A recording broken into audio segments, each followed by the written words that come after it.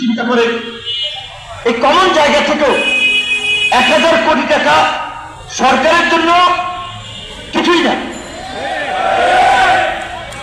আপনারা 1000 কোটি টাকা পুরো দেশের শিক্ষকদের বেতনে ব্যয় হবে, আর সালমান এফ রহমান একাই লুটপাট করেছেন পত্র পত্রিকার হিসেবে ব্যাংক থেকে 54,000 কোটি টাকা।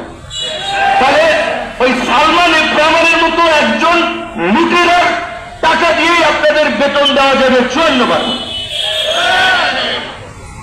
এই রকমের সালমান এফ রহমান মানে 54 বছর আর কি। তো এই রকমের সালমান এফ রহমান তো প্লেয়ার একজন না, অনেক প্লেয়ার আছেন। বাংলাদেশ ব্যাংকের ছোট কর্মকর্তা পিকে হালদার 10,000 কোটি টাকা নিয়ে গেছেন, আর এছাড়াও যে কয়েক লক্ষ কোটি টাকা পাচার করেছে সেটা তো আর বলার অবকাশ থাকে না। তো দেখছেন তাহলে আমাদের দেশের অবস্থাটা কি। কাজে আপনাদেরকে একটা বিষয়ে মনস্থির করতে হবে, ভবিষ্যতের জন্য চিন্তা করতে হবে। এই যে রাজনৈতিক সমর্থনে রাজনৈতিক দলগুলো ক্ষমতায় বসে চোরদেরকে অবাধ সুযোগ সুবিধা দেয়, আর তারা হাজার হাজার কোটি টাকা লুটপাট করে দেশেও রাখে না, দেশের বাইরে নিয়ে যায়। সালমান এফ রহমানের ছেলের বিয়ে হয়েছে, সেই অনুষ্ঠান হয়েছে কোথায়? ইটালিতে, ফ্রান্সে। ওখানে ধরেন কয়েকশো কোটি টাকা খরচ হয়েছে, কিন্তু সালমান এফ রহমানরা তৈরি হয়েছে কোথা থেকে? রাজনীতির ভাগ ফোকর থেকে। সরকারে যারা গিয়েছে, এমপি মন্ত্রী যারা হয়েছে, তারাই সালমান এফ রহমান সালম, ওই আপনার আপনার নাবিল গ্রুপ বলেন, পিকে হালদার বলেন, ওই যে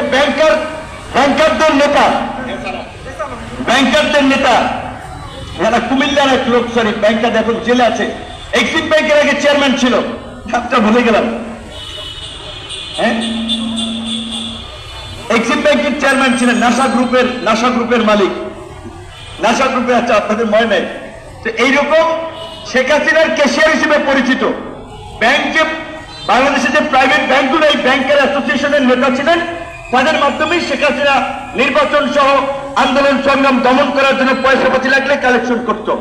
তো এইভাবে রাজনৈতিক ছত্র ছায়ায় দেশ থেকে হাজার নয় লক্ষ লক্ষ কোটি টাকা লুটপাট করে নিয়ে যাচ্ছে, আর আমাদের সারা দেশের শিক্ষকরা এইভাবে প্রেস ক্লাবে এসে 2 দিন পরে দৌড়ানি খায়, পিটানি খায়, বেতনের দাবিতে তারা হাহাকার করে। তো এই দেশের নেতৃত্বে চোরেরা ছিল, লুটপাটকারী ছিল, ডাকাত ছিল। আপনারা শুনেছেন না ওই যে আপনাদের কবিতায় পরে যে বর্গীদের নিয়ে যে কবিতা, ওই বর্গী ব্রিটিশটা নয়, এখন লুটপাট করছে দেশের মধ্যে থাকা লুটেরা। তাই আগামী নির্বাচনে এই সমস্ত অনৈতিকভাবে যারা পরাজিত, নৈতিক স্খলিত, দুর্বৃত্ত, লুটেরা, মাফিয়া সেই এলাকায় দাঁড়াবে, তাদেরকে ঘৃণা করবেন, প্রত্যাখ্যান করবেন, কারণ ওরা যদি সংসদের সুযোগ পায় আরো দেশকে ফাঁকা করে ফেলবে। এই কষ্ট তো ভাই আপনাদের করা লাগে না।